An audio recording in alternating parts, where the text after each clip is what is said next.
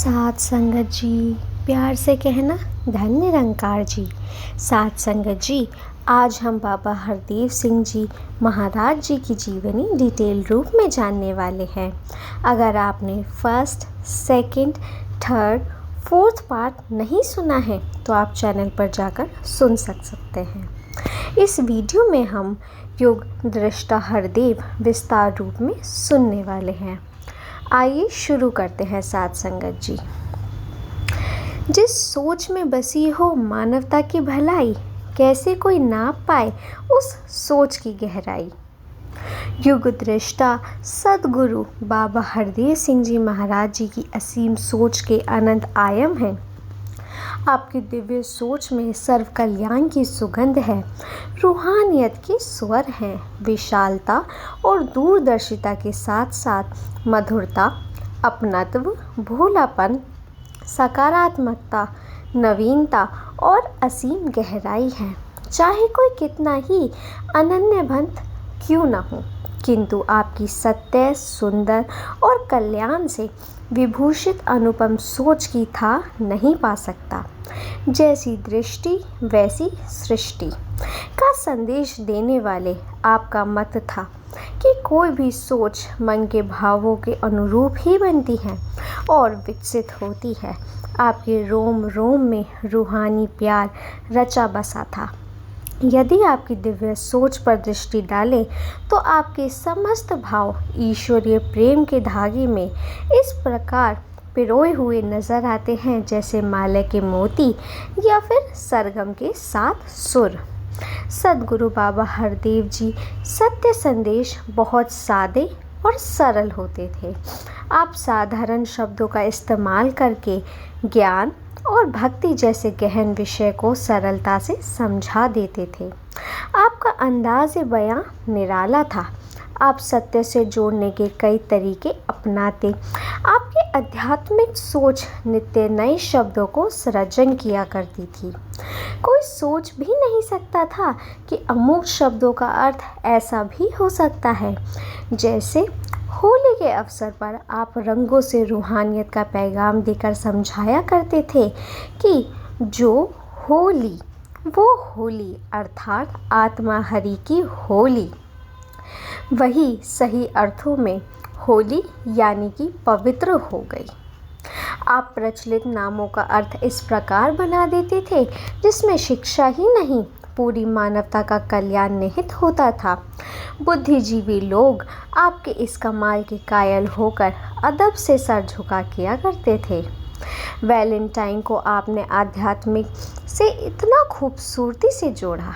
No almighty God Valentine, let love for Lord establish in your heart Valentine. आप जहाँ भी जाते अक्सर उन शहरों या गांवों के नामों को नए आध्यात्मिक अर्थ प्रदान कर देते। जैसे आपने हरियाणा शब्द को कुछ इस प्रकार अध्यात्म से जोड़ा। हरियाणा यानी जीवन में हरि का आना। जब नेपाल गए तो वहाँ प्रवचन में फरमाया, दास नेपाली है। सब श्रोतागण अचंभित हुए तो बाबा जी ने शब्दों का रहस्य कुछ इस प्रकार खोला।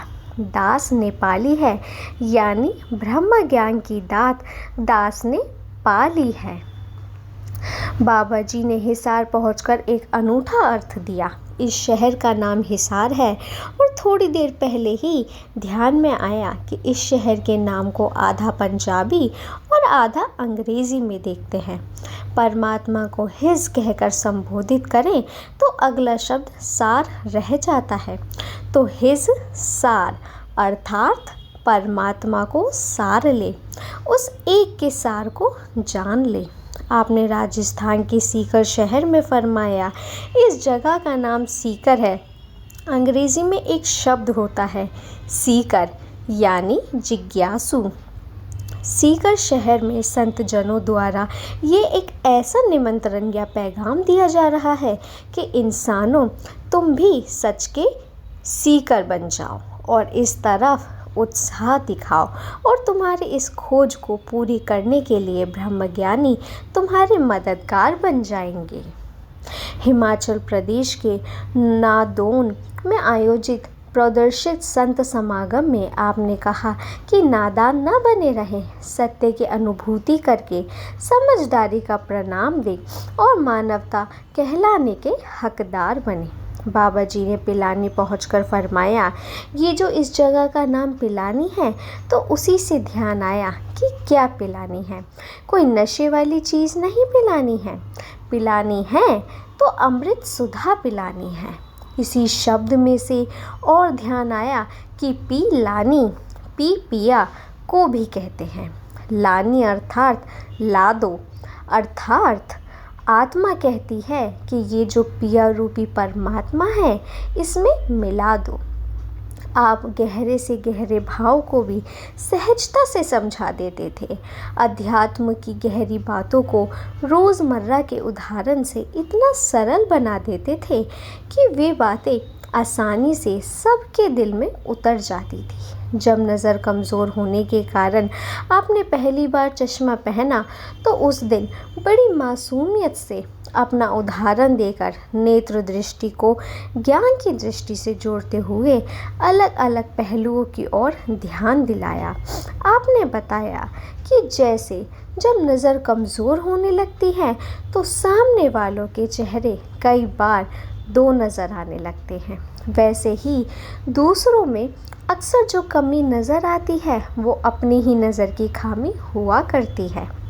आपने दूसरे पहलू की ओर ध्यान दिलाया कि अगर नेत्र विशेष के चश्मा पहनने की हिदायत दे और उस पर ध्यान ना दिया जाए, तो नज़र और ज़्यादा कमज़ोर हो जाती है। इसी तरह से अगर गुरु के वचन पर ध्यान ना दिया जाए, तो हमारी दृष्टि और मन पर प्रभाव पड़ता है। हम जीवन में गिरावट की ओर चले जाते हैं। आपने आगे बताया कि नज़र है तो चश्मा भी सहायक है। जिसकी आँख में ज्योति ही नहीं, वह यदि मोटे से मोटा चश्मा भी लगा ले, तो चश्मा कुछ सहायता नहीं करेगा। इसी तरह से ज्ञान की नज़र होने से धर्म ग्रंथ, वेद शास्त्र पूरी तरह से समझ में आने लगते हैं। जैसे चश्मे के ऊपर हाथ लग जाने से ठीक से नहीं दिखाई देता, उसे साफ करना पड़ता है ताकि हमें स्पष्ट दिखाई देता रहे। इसी प्रकार ज्ञान की दृष्टि साफ व उत्तम दृष्टि है, उसी से देखना चाहिए। आध्यात्म से ही विश्व शांति संभव। आध्यात्मिक जागरूकता मानव समाज को समीप लाती है। सद्गुरु बाबा हरदेव सिंह जी अध्यात्म को विश्व शांति का मूल मानते थे। 7 सितंबर 2004 को बाबा जी ने फरमाया कि आज विश्व में व्याप्त हिंसा व अशांति का कारण भौतिक स्पर्धा है। आज का इंसान भौतिकता की दौड़ में इतना उलझ गया है कि वह मानवता से दूर होता जा रहा है। भौतिक सुखों का ताना बाना बुनने में ही वह इतना व्यस्त हो गया कि आत्मबोध करना ही भूल गया है। जिस प्रकार एक पहिया अपनी दूरी के साथ जुड़ा रहकर ही गतिशीलता बना रहता है, उसी प्रकार अगर इंसान भी अपने मूल के साथ जुड़ा रहता है, तो वह निरंतर प्रगति और विकास कर सकता है। आध्यात्मिकता की ज़रूरत को महसूस करते हुए आपने फरमाया, आध्यात्मिक पहलू कमज़ोर होने के कारण आज वस्तुओं से प्यार और इंसान का प्रयोग किया जा रहा है, जबकि आवश्यकता इंसानों से प्यार और वस्तुओं का प्रयोग करना की है। आप मानवीय मूल्यों में निरंतर दिखाई पड़ती कमी को मानव समाज के लिए बहुत बड़ी समस्या मानते थे। 31 अक्टूबर 1987 को 40th वार्षिक संत समागम पर आपने फरमाया, आज जो इंसान धन दौलत कमा रहा है वह मुबारक है, लेकिन उन सारी तरक्कियों के साथ अगर नैतिक मूल्य नहीं जुड़े तो संतुलन नहीं बन पाएगा। अगर संतुलन नहीं बन पाया चरित्र और आध्यात्मिकता का, तो सभी तरक्कियां इंसान के लिए विनाशकारी ही साबित होती रहेंगी। मानव आज विज्ञान के नित्य नए होने वाले आविष्कारों व चमत्कारों से इतना प्रभावित हो गया है कि आत्मा की तरफ उसका ध्यान ही नहीं जाता, जबकि अध्यात्म से ही विश्व शांति कायम हो सकती है।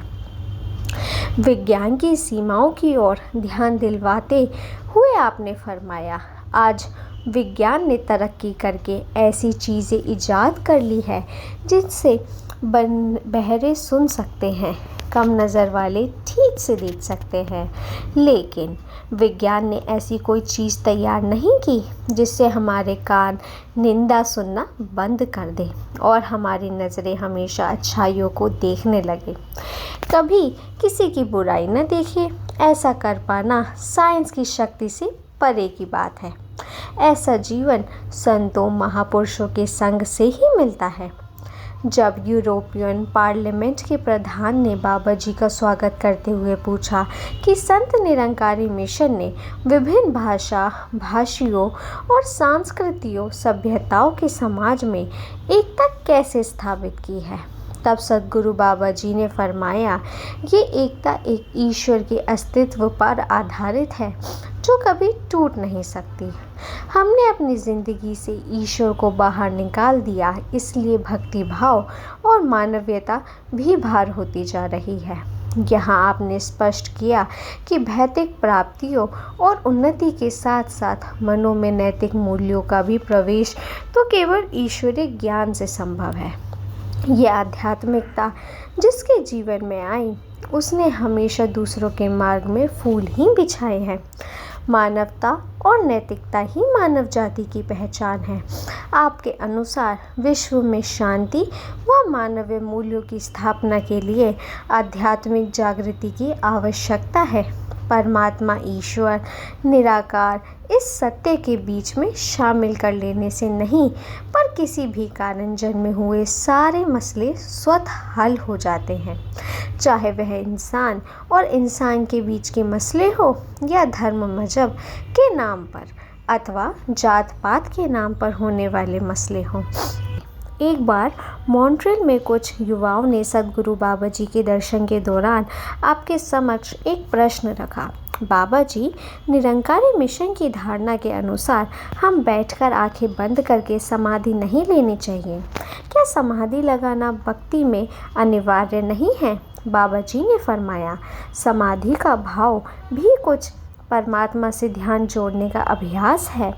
मिशन में निरंकार से ध्यान लगाने की मनाही नहीं, परंतु ब्रह्मज्ञानी सुमिरन द्वारा हर श्वास में इस निरंकार की मौजूदगी का एहसास करता है। इसलिए यह श्वास श्वास का ध्यान अधिक महत्वपूर्ण है। बाबा जी निरंकार के रंग में रंगने की प्रेरणा देते हुए कहते थे कि जितना निरंकार को मन में बसाओगे उतना अहंकार दूर होगा व जीवन में सहजता, सरलता, विनम्रता, पवित्रता, सुंदरता, विशालता और आनंद स्वतः प्रवेश करेगा और रसना में मिठास सहज ही आ जाएगी। आपके आते ही जाते देखकर भक्तगण आपकी गाड़ी के पीछे दौड़ने लगते थे, तब भी आप भक्तों की गाड़ियों के पीछे ना दौड़कर निरंकार से जुड़ने की सीख देते। संगतों में भी भक्तों के विशेष आग्रह पर आप स्वयं गीत गाकर निरंकार पर आस रखने की प्रेरणा देते। तू ही है आस मेरी, तू ही है मेरा सहारा, तेरे चरणों में दाता बीते हर पल हमारा। सद्गुरु बाबा जी अपने प्रवचनों में निरंकार का ज्ञान जन जन तक पहुंचाने की प्रेरणा देते थे। हमारे शरीर पर करोड़ों रोम हैं, एक एक रोम के ऊपर अगर करोड़ों करोड़ों जुबान भी लग जाए तब भी दातार तेरी स्तुति करने से हम थके नहीं। भक्त यही प्रार्थना भी करता है, साथ ही औरों के लिए भी साधन बनता है। मैं भी याद रखूं, औरों को भी याद दिलाता रहूं। ईश्वर के गुणगान जुबान से भी होते रहे, दिल से भी होते रहे। आपने भक्ति के रंग में रंगे हुए भक्त की पहचान कुछ इस प्रकार बताई। जो निरंकार के रंग में रंगा होता है वह अपने आप को अनजान और अदना मानता है, दूसरों के अक्ल वाला और सयाना मानता है। वह दूसरों की कद्र करता है तो उसकी भी कद्र हो जाती है, उसे भी महानता प्राप्त हो जाती है। मानवता ही धर्म है। धर्म है बस इंसान होना, कोई और धर्म ईमान नहीं। बाबा हरदेव सिंह जी सच्चा धर्म मानवता को धर्म बतलाया। आपने मानव को बाहरी कर्म कांडों व आडंबरों से निकालकर धर्म के मूल से जोड़ा। आपने जीते जागते इंसानों की कद्र करना सिखाया। आपके अनुसार धर्म भावना का नाम है, लोक दिखावे का नहीं। भावना भीतर की चीज़ है, इसलिए धर्म परिवर्तन नहीं, भावना परिवर्तन ज़रूरी है। भावनाओं का शुद्ध व सुंदर होना ज़रूरी है। बाबा जी स्थान स्थान पर जाकर मानव को मानव जीवन की महत्ता समझने व इसके सदुपयोग करने की प्रेरणा देते रहे। अगस्त 2006 में शिकागो के हिंदू मंदिर में आयोजित विशाल संत समागम में आपने अपने भेदभाव के मानव मन का उपज बताते हुए फरमाया, परमात्मा को यदि इंसानों में भेद करना होता तो विभिन्न धर्मों में आस्था रखने वालों और भिन्न भिन्न समुदाय के लोगों के लिए अलग अलग ग्रहों की रचना करता, लेकिन प्रभु ने सबका मानव रूप में ही धरती पर भेजा और एक ही धरती बनाई। यह भेदभाव मानव की स्वयं की उपज है। विश्व में विविधता ही इसका सौंदर्य है। वास्तविकता में धर्म के गुण तो प्रेम और दया ही है। इन गुणों के बिना धर्म की इमारत टिक नहीं सकती, वह ढह जाएगी। आपने किसी भी व्यक्ति के धार्मिक होने के लिए उसके विचारों, शब्दों और कर्मों में पावनता की परम आवश्यक बताया। वैंकूवर में आपने धार्मिक शब्दों की व्याख्या करते हुए फरमाया, यदि हम स्वयं के धार्मिक होने का दावा करते हैं तभी प्रभु से प्रेम करते हैं, तो इसके लिए प्रभु की संतान से भी प्रेम करना होगा। आप अक्सर दोहराते हैं, एक उम्र भी कम है मोहब्बत के लिए। लोग वक्त कहाँ से निकाल लेते हैं नफ़रत के लिए। आप हमेशा इस बात पर बल देते थे कि प्रेम ही ईश्वर है। यह बात केवल पढ़ने सुनने के लिए नहीं है। जो ये जान लेते हैं वो प्रेम के मार्ग पर चल निकलते हैं। धार्मिक होने की परिभाषा बताते हुए आपने कहा, अगर प्यार करना सीख लिया तो धार्मिक हो गए। अगर इंसानों के प्रति हित का भाव रखना शुरू कर दिया तो हम धर्मी हो गए। 7 मार्च 2013 को महात्मा गौतम बुद्ध के जन्म स्थल लुम्बिनी में आयोजित भव्य संत समारोह में संबोधित करते हुए बाबा जी ने फरमाया, सत्य के मार्ग पर चले बिना इंसान का कल्याण संभव नहीं है। आप दिल दुखाने एवं नफरत करने का सबसे बड़ा अधर्म बतलाते हैं। आपका हर पल यही प्रयास रहा है कि किसी भी कारण से किसी मानव का दिल न टूटे। एक बार सत्संग में जब किसी ने शेर पढ़ा, मंदिर ढा दे, मस्जिद ढा दे, दिल न किसी का ढा ढाई, तो आपने अपने विचारों में फरमाया, मंदिर भी क्यों गिरे, मस्जिद भी क्यों गिरे, उनके साथ भी तो जुड़े हुए दिल ही टूटेंगे। सबसे बड़ी मर्यादा किसी का दिल नहीं तोड़ना है। बाबा जी ने मन को मंदिर बताते हुए इंसानों को इंसानियत की भावना से जोड़ा। किसी से कोई गलती भी हो जाए तो आप उसे प्यार से समझा देते थे।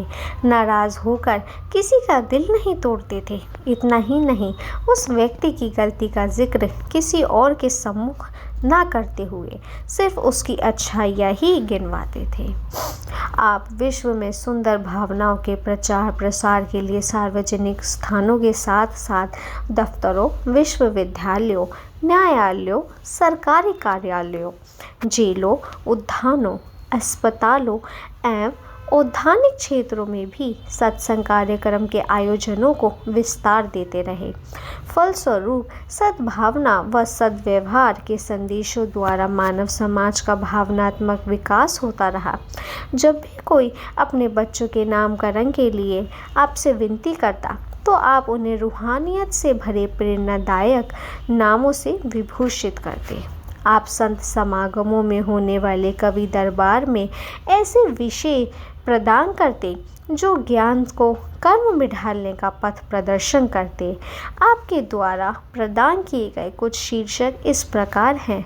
स्वर्ग का नक्शा बन सकता है, घर सुंदर किराएदार बनाए, धर्म है बस इंसान होना, कोई और धर्म इंसान नहीं, ज्ञान कर्म में ढल जाए तो जीवन का श्रृंगार बने, भक्ति पूरी नहीं होगी, घर प्यार नहीं, सत्कार नहीं, भौतिकता की दौड़ में पड़कर मानवता को भूल न जाए, मिलजुल कर सब रहते सकते हैं। घर दिल हम विशाल बनाए, जो रूप निखारे धरती का ज़रूरत है उन इंसानों की सत्कार गुरु का करना, तो हर एक इंसान को सत्कार करो। प्रीत, नम्रता और समदृष्टि जीवन का आधार बनाए इत्यादि। ऐसे विषयों पर कवि सज्जनों द्वारा सारे संसार को सुंदर संदेश दिए जाते। मानव में पवन भावनाएं खुद ब खुद जन्म लेने लगती। इस प्रकार सद्गुरु बाबा जी के पावन मार्गदर्शन में आध्यात्मिक धरोहर का निर्माण होता चला गया। मानवता को संवारने के लिए खुद को संवारना आवश्यक। कुछ भी बनो मुबारक है, पर पहले इंसान बनो। सद्गुरु बाबा जी मानव जीवन के कुशल वास्तुकार थे। आपने सबको उत्तम जीवन जीने की कला सिखाई।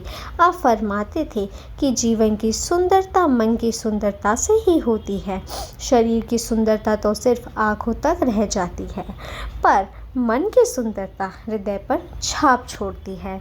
16 जुलाई 2006 को इंग्लैंड में आपने फरमाया, सुंदरता केवल सुंदर मकान, अच्छा शिल्प, कीमती संगमरमर के पत्थर तथा अच्छी बिल्डिंग से जुड़ी हुई नहीं है। सुंदरता का सीधा साधा ताल्लुक सुंदर सोच और सुंदर भावनाओं से है। आपका स्पष्ट मत था, जिस प्रकार मिठाई की परख मिठास से होती है, उसकी आकृति देखकर नहीं, इसी प्रकार संत की परख उसके जीवन व कर्म से होती है। उन्हीं दिलों में सुंदर भाव होते हैं जिन दिलों में इस निरंकार दातार का वास होता है। मन एवं आत्मा की जो सुंदरता आप महापुरुषों में नज़र आती है, वह सबको इसलिए प्रभावित करती है क्योंकि आपको परमात्मा का ज्ञान है, निरंकार का एहसास है। गुरुदेव मन की सुंदरता पर बल देते हुए फरमाते थे कि व्यवहार का मीठा या कड़वा होना मन की मिठास व कड़वाहट पर निर्भर करता है।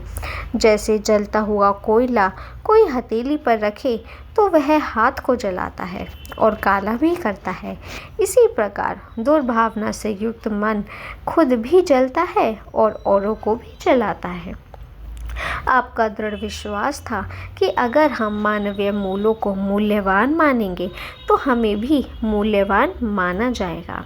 ये प्रेम, दया, करुणा, मिलवर्तन के भाव ऐसे दिव्य गुण हैं जो जीवन को संवार देते हैं।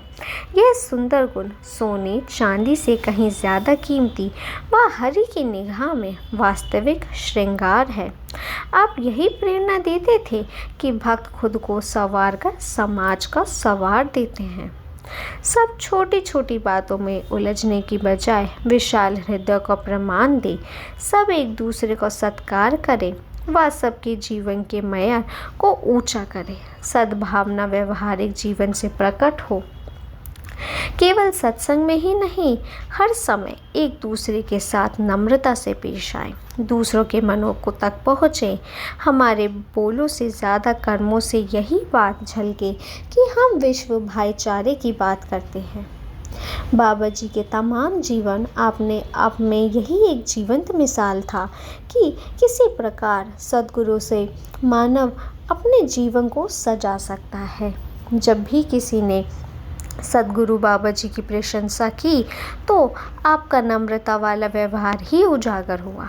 आपने उसका श्रेय खुद नहीं लिया, बल्कि यही कहा कि हमारे सत्संग की सिखलाई है, जीवन के अंत से पहले विपरीत भावनाओं का अंत। युग सुंदर, सदियों सुंदर, हर पल सुंदर, गर मानव जीवन हो सुंदर। बाबा जी दिलों को जीतकर हर दिल पर राज करते थे। ना जाने कितनी नकारात्मक बातों से ग्रसित लोगों के हृदय आपके संपर्क में आकर कब और कैसे बदल गए, इसे देखकर और जानकर बड़ा अचरज होता है। कितनी आदतें, कितने विचार और कितने कर्म जो लोगों को गिरावट की ओर ले जा रहे थे, आपके मुखमंडल के तेज और दिव्य शिक्षाओं के प्रताप से सही मार्ग की ओर चल पड़े। एक बार दो व्यक्ति नशा करके आपके सत्संग में आ गए। सेवादारों ने उन्हें रोकने की कोशिश की। ये देखकर बाबा जी ने सेवादारों को उन्हें सत्संग में बिठाने के लिए इशारा किया। उनका मन कह उठा कि हमारी कमजोरियों के बावजूद सद्गुरु बाबा जी ने हमें अपना रहे हैं। सद्गुरु के इस व्यवहार का प्रभाव उन व्यक्तियों पर ऐसा पड़ा कि उन्होंने आपके चरणों में नमस्कार करके सदा के लिए नशा छोड़ने का वायदा किया और आशीर्वाद मांगा। आपका कहना था कि प्यार सत्कार इतना करो कि वैर खुद ही शर्मसार हो जाए। खुद को ऐसे रंगो इसके रंग में जो भी देखे वो रंगदार हो जाए। 8 नवंबर 1981 को गुरुदेव ने अलीगढ़ में कुछ ऐसे ही भाव रखे। संसार में जो भी बुराइयां या कुरीतियां हैं उनको समाप्त करने के लिए संसार का तरीका यही है कि उन लोगों को बुरा भला कहा जाए, उन लोगों से नफरत की जाए। मगर इस भावना को लेकर कितना भी जोर लगाने के बावजूद ये मसले वहीं के वहीं बने रहते हैं। हाँ, दूसरों को प्यार से विनती करने से, आपका दिल जीतने से सभी बुराइयां दूर हो सकती हैं। आपकी बुराइयां दूर करने के लिए उसे उछालना ज़रूरी नहीं समझा। आपका कहना था अगर कहीं गंदगी पड़ी हो और उसे हटाना हो तो इसके 2 तरीके हैं, या तो उसे पानी से बहा दिया जाए या फिर उस पर मिट्टी डाल दी जाए। दास तो दूसरे तरीके को ठीक समझता है, जिससे गंदगी भी ख़त्म हो जाएगी और बदबू भी नहीं फैलेगी। हमारा मकसद तो बुराई को दूर करना है, बुरे को बदनाम करना नहीं। हमारे 1000 कमियां होने पर भी कभी किसी के साथ नहीं छोड़ा, बल्कि सही रास्ता दिखाने के लिए आपने कीमती समय देकर उसे सुधारने की कोशिश करते रहे। आप याद दिलाते रहें कि इस दुनिया में विचरण करते हुए तो हम मौज मेलों में ही व्यस्त रहते हैं, घमंड में ही चूर रहते हैं। निरंकार का एहसास नहीं भगले भटके तब आता है, तब कोई मुश्किल घड़ी आ पड़ती है। अगर निरंकार का एहसास जागृत रहे तो फिर ना वाणी कड़वी होगी, ना असहनशीलता होगी, ना दुर्व्यवहार होंगे, ना किसी के प्रति विपरीत भावनाएं होंगी। आपके इलाही वचनों में इतनी संजीदगी व आत्मिक शक्ति भरी रहती होती है कि आपके विचार सुनकर अभिमानी और स्वार्थी लोगों के हृदय भी स्वतः परिवर्तित होने लगते थे। आपके सत्य और अमन का संदेश द्वारा लोगों के हृदय में विशालता और सौहार्द की भावना जागृत होने लगती थी। माना कि इस धरा को ना गुलजार कर सके, कुछ खार कम तो कर गए गुजरे जिधर से हम। नववर्ष की पूर्व संध्या पर भी बाबा जी का यही संदेश होता था कि जिस प्रकार हम पुराने घर से नए घर में प्रवेश करते हुए अनावश्यक सामान को साथ नहीं ले जाते, इसी प्रकार नववर्ष में हम यह प्रण लें कि हम सब नकारात्मक सोच को छोड़कर सकारात्मकता को अपनाएं। आपका कहना था कि सुंदर भावनाओं से युक्त जीवन ही सुंदर होता है। शरीर का अंत होने से पहले विपरीत भावनाओं का अंत हो जाने से दो। इस बोझ को, इस गठरी को आगे मत लेकर जाओ। अपने हर कदम खुशी और आनंद से जीने की प्रेरणा देने के लिए प्रसिद्ध गीत की पंक्तियां भी दोहराई। आज गा लो, मुस्कुरा लो, महफिलें सजा लो, क्या जाने कल कोई साथी छूट जाए। जीवन की डोर बड़ी कमज़ोर, जिसकी खबर है कहाँ टूट जाए। दलीलें नहीं, दिल जीतो, नज़दीक वो होते हैं जो दिल के नज़दीक होते हैं। बाबा जी का समाज सुधारने का ढंग निराला और नायाब था। आप अहम भाव को किनारे रखते हुए सभी को साथ लेकर एक दूसरे की अच्छाइयों और श्रेष्ठ सुझाव का सम्मान करने की प्रेरणा देते रहे। आपके अनुसार भक्ति दिल का सौदा है, दिमाग का नहीं। जिंदगी में किसी को पीछे छोड़ने से जीत हासिल नहीं होती, बल्कि एक दूसरे को साथ लेकर ही हम जीत सकते हैं। इसलिए आपके नापने के लिए दिमाग तथा दूसरों को नापने के लिए दिल का इस्तेमाल करें।